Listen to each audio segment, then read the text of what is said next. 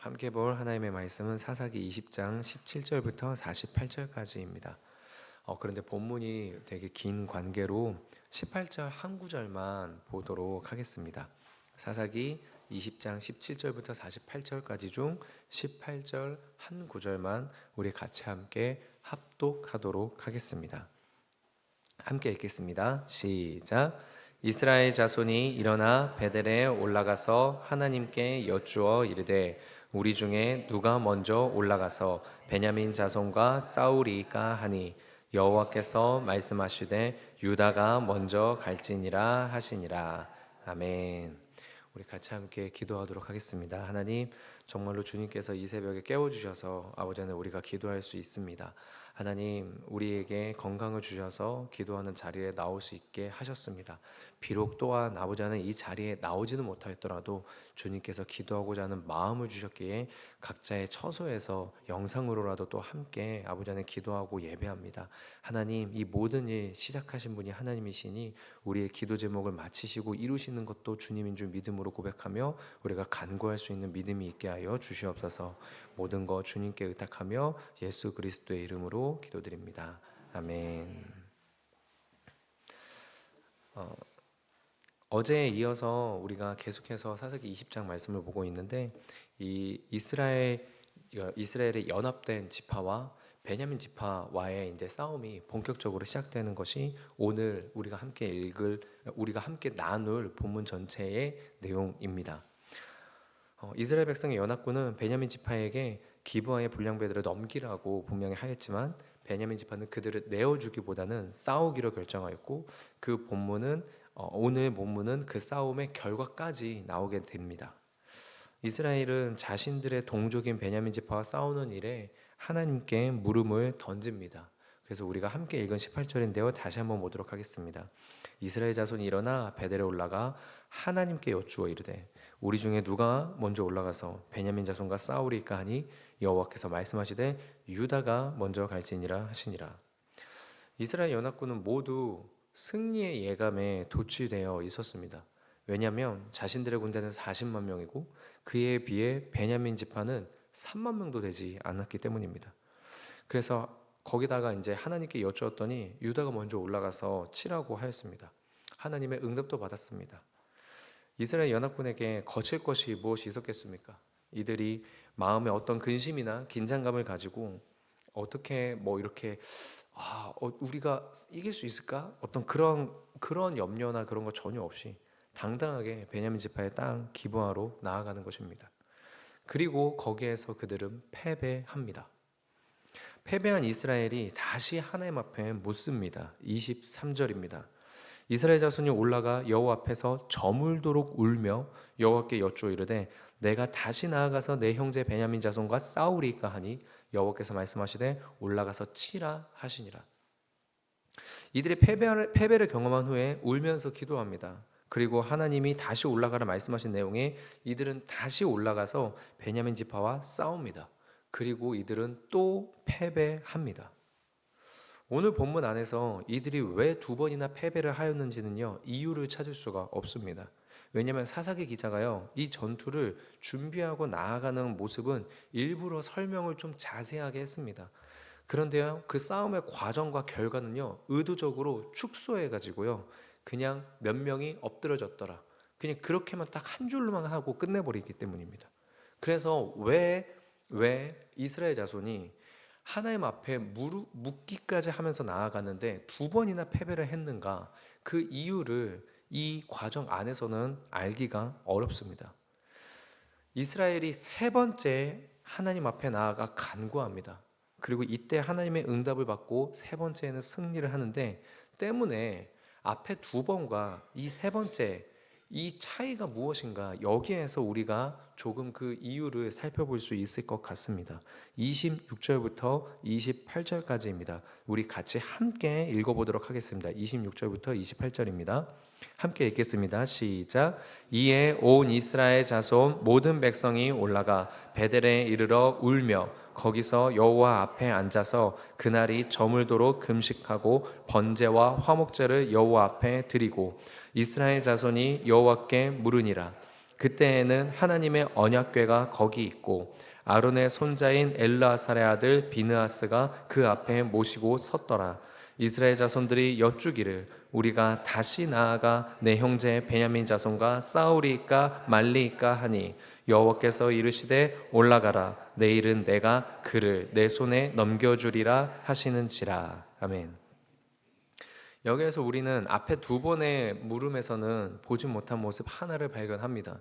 그것이 무엇이냐면 바로 제사를 드렸다는 것입니다. 그것도 그냥 제사가 아니라 번제와 화목제입니다. 여러분, 번제는 모든 것을 다 불태워서 하나님 앞에 올려드리는 제사입니다. 그래서 희생에 대한 부분, 헌신에 대한 의미를 가지고 있는 제사가 번제입니다. 그리고 화목제는 관계를 회복하는 제사입니다. 하나님 앞에 범죄에서 하나님과의 관계가 단절되거나 이웃과 다툼과 범죄로 이웃과의 관계가 파괴되었을 때 그 관계를 회복하기 위해서 드리는 제사가 화목제입니다. 세 번째 이스라엘의 물음에는 이 제사가 있었다라는 것입니다. 그렇다면 우리가 여기에서 깨닫게 되는 부분이 있습니다. 그것이 무엇이냐면 영적 문제의 해결의 시작은 하나님과의 관계 회복에서부터 시작된다는 것입니다. 어제 새벽에 나눈 내용 중에 예수님을 구주로 영접한 우리들의 삶에 나타나는 모든 문제는 더 이상 사람의 문제가 아니라 영적인 문제라고 함께 나누었습니다. 이유는 우리 삶의 주권자가 더 이상 나 자신이 아니라 우리 주님이 되시기 때문입니다. 그렇다면 우리에게 일어난 모든 문제가 영적 문제라고 한다면 이 영적 문제에 대해서 해결 방법을 어떻게 우리가 접근하고 해결해야 되겠습니까? 세상과 다른 기준으로 해결해야 된다고 어제 또한 그렇게 나눴는데 결국 그럼 그 기준이 무엇이냐라고 할 때에 그 기준은 그 방법은 하나님과의 관계의 회복이라는 것입니다. 지금 이스라엘 연합군은 처음에 하나님께 물을 때 온전히 하나님의 뜻을 따르기 위해서 물은 게 아니었습니다. 이미 속으로 자신들이 이 싸움에서 이긴 것이라 여긴 거죠. 그도 그럴 게 40만 대 3만도 안 되는 군대의 싸움입니다. 여러분, 이것은 누가 지휘권을 가지고 누가 선봉에 서든 당연하게 이길 수밖에 없는 싸움이라고 여겨지는 숫자의 차이입니다. 이거는 아무나 가면 되는 겁니다. 그러니 하나님 앞에 누가 먼저 올라갑니까? 이건 그냥 형식적인 물음인 것입니다. 자기들 마음 가운데에선 이미 이 숫자로 그들을 이길 것이라고 여겼던 것이죠. 그런데 진 겁니다. 왜 졌습니까? 이 문제는 영적 문제인데 이들은 이방 민족과 달리 하나님의 백성인데 그래서 이 문제의 시작점이 된 이 레위 지파가 처벌드린 사건에서부터 시작된 이 문제는 왕 대신 하나님과의 관계에서의 이 문제가 나타났기 때문에 드러난 죄악인데 이 죄악의 문제를 해결하지 않고 자기들의 숫자와 현상으로만 문제를 해결하려고 했기에 이들은 하나님께 온전한 마음으로 물었던 것이 아닌 것입니다. 그러니 하나님께 묻는 것도 그저 형식적으로 묻는 거고 심지어 자기들은 악한 기부와의 불량배들을 심판하는 사람들이니 자기들 스스로 선하고 의롭다고 여겨서 회개할 생각 전혀 하지 않습니다. 자신들 돌아볼 생각 하지도 않습니다. 여러분, 그래서 첫 번째 패배를 하고 두 번째 하나님 앞에 물음으로 나아갈 때 재밌는 문구가 있습니다. 무엇이냐면 자기들이 스스로 마음을 강하게 했다는 것입니다. 자기들이 스스로 힘을 내서 하나님 앞에 나아갔다는 것입니다. 결국에는 이들은 하나님 앞에 자기들의 모습이 범죄였다는 인식이 없었다는 것입니다. 정작 이 문제는 하나님과의 관계가 죄로 인해 어그러져서 생긴 일인데 죄는 돌아보지 않고 하나님은 자신들의 뜻대로 조종할 수 있고 자기들은 떳떳하다고 여겼기 때문입니다. 그런데 이것을 미처 깨닫지 못하고 23절 다시 한번 보겠습니다. 이스라엘 자손이 올라가 여호와 앞에서 저물도록 울며 여호와께 여쭈어 이르되 내가 다시 나아가서 내 형제 베냐민 자손과 싸우리이까 하니 여호와께서 말씀하시되 올라가서 치라 하시니라. 첫 번째 물을 때와요 여러분 달라진 게 두 군데가 있기는 합니다. 그것이 무엇이냐면 하나는 이들이 울었다는 것입니다. 근데 여러분 이건 다시 말씀드리지만 사사기에서 이스라엘 백성들이 많이 하나님 앞에 부르짖었다라는 표현의 이 부르짖음은 온전한 회개의 눈물과 부르짖음이라고 보기가 어렵습니다. 지금 이들의 눈물은 자기들이 범죄해서 하나님 앞에 나아갑니다라는 눈물이 아닌 것입니다. 그랬다면 이미 두 번째 하나님 앞에 물을 때에 먼저 화목제를 드렸겠죠. 먼저 금식하며 통회하는 기도를 했다라고 기록이 되었을 것입니다. 그런데 이들이 여기에서 울었다라는 것 하나만 나와 있다는 것은 본인들의 뜻대로 되지 못한 것에 대해서 나는 잘못이 없는데 손해를 보게 된, 희생을 하게 된 억울함과 분노의 눈물로 봐야 되는 것입니다. 그렇기 때문에 하나님께서는 이들에게 두 번째 물음에서도 그저 올라가서 전쟁을 해라 라는 말씀만이 있었던 것입니다. 또 하나 다른 부분은 무엇이냐면 이들이 베냐민 지파를 지칭하는 명칭에 형제라는 단어가 들어갔다는 것입니다. 이것이 또한 의미하는 바는 무엇이냐면 처음에 이들이 하나님 앞에 가서 물을 때 이들은 베냐민 지파를 형제로 생각한 게 아닙니다. 범죄한 이들을 감싸고 이방인들 중에서도 일어나지 않은 죄악을 저지른 이들과 한 통속이 된 이방인들과 똑같은 적군으로 인식했다는 것입니다. 여러분, 그래서 사실 이 물음을 여러분 자세히 보면 마치 사사기 1장에서 나머지 가나안 정복 전쟁을 위해서 이스라엘 백성이 하나님께 물으러 가는 모습과 똑같다는 것을 볼 수 있습니다. 사사기 1장에서 누가 먼저 올라가리까라고 할 때 유다가 먼저 올라가라라고 주님이 응답하신 것과 같이 누가 먼저 베냐민과 싸우리까라고 할 때 유다가 가라라고 한 이 구조는 지금 이들이 베냐민 지파를 자기 형제로 보는 게 아니라 자기들은 완전히 옳고 그들은 완전히 범죄한 집단인 이방인과 똑같이 여겼다라는 것을 나타낸 것입니다. 그런데 한 번 패배하니 조금 마음에 금이 간 겁니다. 왜 이러지? 라는 마음을. 그러나 여전히 회개의 자리까지는 가지 못한 거죠. 그런 이들이 두 번이나 패배하자 그제서야 이들이 자기 자신을 돌아보기 시작한 겁니다. 그래서 번제와 화목제를 드려서 하나님과 자신들과의 관계를 돌아보고 점검하고 울며 금식하며 자기들의 죄를 회개하는 모습을 보여준 것입니다. 하나님은 이 자리에 오기까지 이스라엘을 일부러 패배케 하기 위해서 베냐민과 싸우라고 이들의 물음에 응답을 하신 것이죠. 이스라엘이 여기까지 되어서야 하나님이 정확하게 말씀하십니다. 내가 네 손에 넘겨주리라. 그리고 그제서야 이스라엘은 베냐민 지파에게 승리를 합니다. 여러분, 이런 일은 비단 이스라엘에게만 적용된 내용이 아니라 예수님을 구주로 영접하여 하나님의 자녀가 된 우리에게도 동일하다고 믿습니다. 한 학생이 어머니는 교회를 다니는데 아버지는 교회를 다니지 않았습니다. 그런데 이 아버지가 술을 드시면 그렇게 형과 자신에게 욕을 하고 어머니를 때렸다고 합니다. 그러니 이 학생의 마음 가운데 너무나 큰 분노와 억울함이 자리를 잡았고 아버지를 도저히 용서할 수 없었고 그렇게 맞으면서도 계속해서 아버지랑 사는 엄마도 멍청해 보이고 형도 짜증이 났다고 합니다. 그런 마음은 자연스럽게 폭력적인 행동으로 표출이 되었고 이 학생은 학교에서도 유명한 싸움꾼이 되었습니다. 그런데 이 학생이 고등학교 2학년 말에 고3이 되기 전에 어거지로 참석한 수련회에서 예수님의 사랑을, 하나님의 은혜를 경험하게 된 겁니다. 누구에게서도 받아들여져 본 경험이 없던 마음에 예수님의 사랑이 들어가니 이 학생이 자기 자신이 죄인이라는 것을 고백하게 됐고요. 그렇게 자신을 용서해 주신 주님 위에 살겠다고 기도를 하게 되었습니다. 하나님과의 관계가 이 학생이 회복이 된 것입니다. 그리고 나서 이 친구에게 변화가 시작됐는데 공부를 너무 열심히 한 겁니다. 하루에 17시간 이상 앉아서 공부만 하다 보니까요, 이 친구가 허리에 디스크가 터졌습니다. 그럴 정도로 정말 심하게 공부를 했고 매주마다 예배에 나가는 거는 당연하고 토요일마다 진행되는 신앙훈련, 학교에서 기도 모임 만드는 거 적극적으로 임했습니다. 이 친구가 하나님과의 관계가 회복되니까 불투명했던 자기 미래에 대해서 꿈을 가지기 시작했고요. 용서할 수 없었던 아버지를 용서하게 되고 가정과 삶에서 회복이 일어나게 된 것입니다. 아마 우리 성도님들 중에서 이 학생과 같은 경험을 이미 하셨기 때문에 문제를 믿음으로 주님께 맡기고 내 자녀, 내 배우자, 그들과 하나님과의 관계를 놓고 기도하고 계신 분이 있을 것 같습니다. 어쩌면 그리고 또 아직 주저주저 하시는 분들이 있을 수도 있겠고요.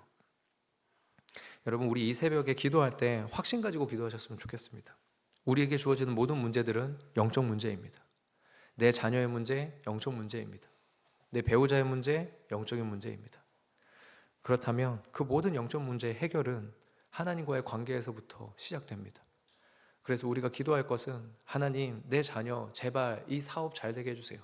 내 자녀 제발 좋은 데 취직하게 해주세요. 이 기도가 다시 한번 말씀드립니다. 필요 없다라는 것이 아닙니다. 그러나 예수님께서 우리에게 항상 말씀하셨던 게 있죠. 너희는 먼저 그의 나라와 의를 구하라. 내 자녀와 하나님과의 관계를 먼저 구하고 그 다음에 우리가 필요를 구해도 늦지 않습니다. 내 배우자와의 하나님과의 관계를 먼저 구한 다음에 내 배우자의 건강과 내 배우자의 사업과 내 배우자의 어떤 관계를 놓고 기도하는 거, 인간관계를 놓고 기도하는 거 늦지 않습니다. 우리가 하나님과의 모든 영적 문제는 하나님과의 관계에서부터 시작되는 것을 믿음으로 우리의 모든 가원들을 위해서 그렇게 기도할 수 있었으면 좋겠습니다. 근데 이와는 반대로 본문에 등장한 베냐민 지파는요, 자신들의 힘과 논리로만 전쟁을 치렀습니다.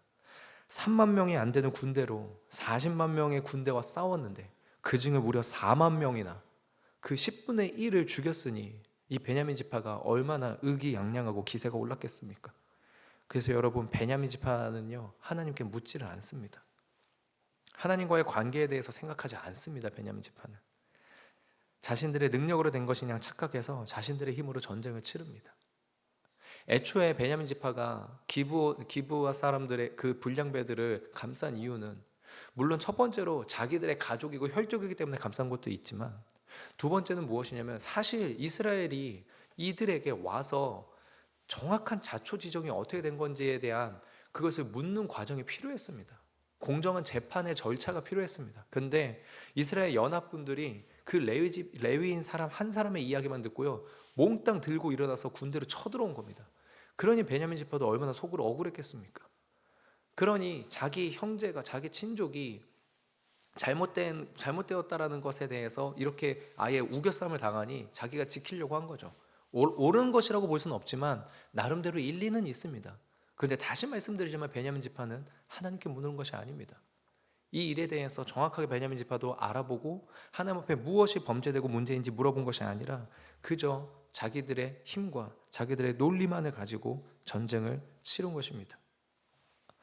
그래서 여러분, 결국에는 베냐민 지파는요 600명의 사람만 남을 때까지 처참하게 패배를 하게 됩니다.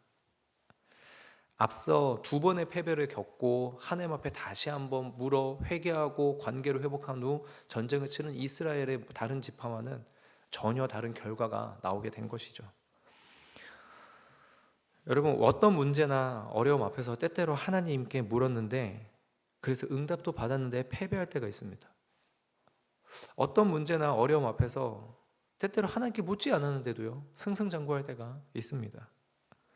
그러나 여러분, 그 모든 과정은 하나님과의 관계를 하나님이 다시금 정리하게 하시고 다시금 주님을 바라보게 하시기 위해서 허락하신 일이지, 기도해도 안 되네, 기도할 필요가 없다 라거나 기도 안 해도 별 문제 없네 라는 결론으로 가는 것이 안 돼야만 합니다.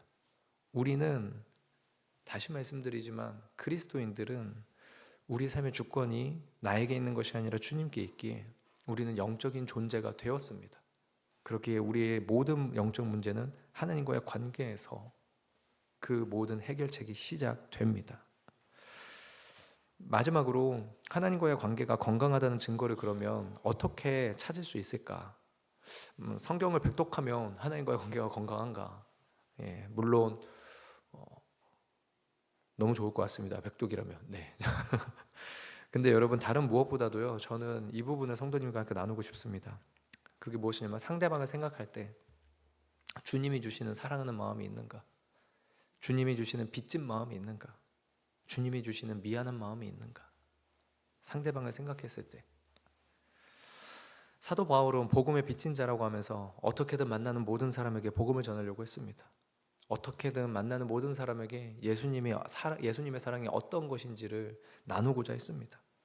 자신의 형제 이스라엘이 구원을 얻을 수만 있다면 자신은 천국에 들어가지 못해도 괜찮다라고 말할 정도로 이스라엘을 향한 애절한 마음이 있었습니다. 미안함과 빚진 사랑하는 마음이. 우리 성도님들에게 여쭙고 싶습니다. 자녀들을 바라보시면서 어떤 마음이 드십니까? 내 배우자 생각하면 어떤 마음 드십니까? 직장에 있는 동료 만날 때 어떤 마음이 드십니까? 아이고, 이 인간, 여러분 정말 혹시 이런 마음이 여러분들 마음 가운데에서 막 이렇게 있으신 건지요? 우리가 주님과의 관계가 건강하다면 당장 사랑이 넘치고 용서가 가득하게 되는 일이 일어날 수도 있습니다. 그런 기적이 일어날 수도 있습니다. 그런데 그렇지 않더라도요, 우리가 주님과의 관계가 건강하다면 분노와 실망으로만 상대방을 보는 것이 아니라 하나님이 내 자녀에게, 하나님이 내 배우자에게, 하나님이 내 직장 동료에게 은혜를 더하여 주시리라. 내가 하나님과의 관계가 건강하다면 그 하나님의 전능하심과 하나님의 그 무한한 은혜와 사랑을 기대하게 된다는 것입니다. 내 자녀에게, 내 배우자에게, 내 직장 동료에게. 물론 인내하는 시간은 어렵고 힘들지만 적어도 그 기대하는 소망하는 마음이 우리 안에서 사라지지는 않게 된다는 것입니다. 이 새벽에 주님과의 관계가 더 든든해져서 나아가 내 주변에 있는 모든 사람들에게 축복을 전하는 기도의 사람들이 되시기를 주님의 이름으로 축원합니다. 우리 이 시간 기도하겠습니다. 하나님, 우리 새벽같이 나와서 아버지 하나님 기도하는 우리 모든 성도님들, 주님이 주신 마음이 분명히 있기 때문에 아버지 기도의 자리를 지키시고 사모하는 줄로 믿습니다. 그러니 바라고 원없는 것은 우리 모든 성도님들의 기도가 결코 땅에 떨어지지 않는 것임을 소망하고 보게 하시고 그 결과를 주님 앞에 간증의 주인공으로 은혜로 고백할 수 있게 되는 아버지 하나님 영광까지 주께서 이끌어 주시옵소서. 가족을 놓고 5년, 10년, 20년 기도하고 눈물로 씨를 뿌리는 성도님들의 그 마음의 중심을 주님께서 잡아주셔서 아버지 하나님 사랑하는 마음을 더하여 주시고 아버지 하나님 그 사랑 때문에 아버지 하나님을 믿게 되는 은혜의 역사가 아버지 또한 일어나게 하시고 그 사랑을 하게 되는 이유가 주님과의 관계에서 오는 하나님을 향한 믿음과 소망임을 고백하는 우리 모든 성도님들이 되게 하여 주시사 오늘 그 사랑의 통로가 되는 하루가 되게 하여 주시옵소서. 감사드리며 예수님의 이름으로 기도합니다. 아멘.